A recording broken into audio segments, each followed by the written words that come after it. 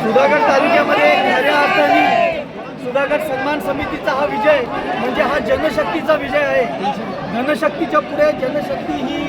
यशस्वी ठरलेली आहे हे सांगायला इकडे आनंद होतोय। खऱ्या अर्थाने भारतीय जनता पार्टीचा भस्मासूर हा सगळीकडे पसरलेला होता, पण त्या धनदांडग्यांना अद्दल घडवण्याचं काम या तमाम जनतेने केलेलं आहे आणि हे सिद्ध झालेलं आहे की सुधागड तालुका हा फक्त शिवसेनेचा आहे, सुधागड सन्मान समितीचा आहे, सर्वसामान्य शेतकरी कष्टकरी या जनतेचा आहे हे असं या निकालावरनं सिद्ध होते। एका सामान्य घरातून आलेली बोडके वहिनी या आज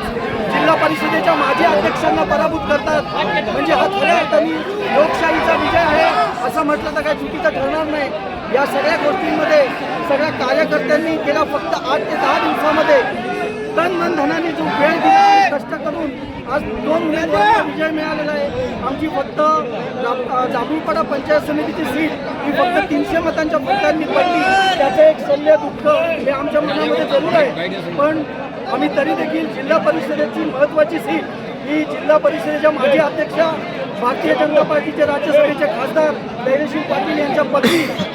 तथा यांचं 40 वर्ष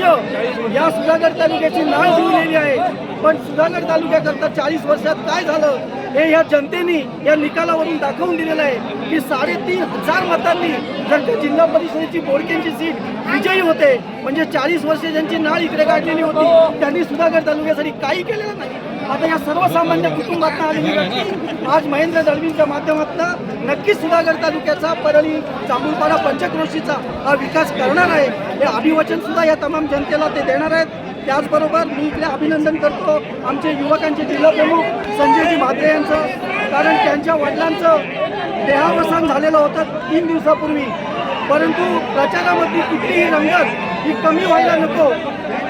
या भावनेने गड आला पण सिंह गेला अशा भावनेतनं संजय म्हात्रेंनी स्वतःला प्रचारामध्ये झोपून दिलं। आम्ही त्यांच्या वडिलांच्या आत्म्याला सुद्धा चिरशांती लाभो अशी सगळ्यांच्या वतीने इकडे ईश्वराकडे प्रार्थना करतो आणि पुन्हा एकदा विजयी उमेदवारांचा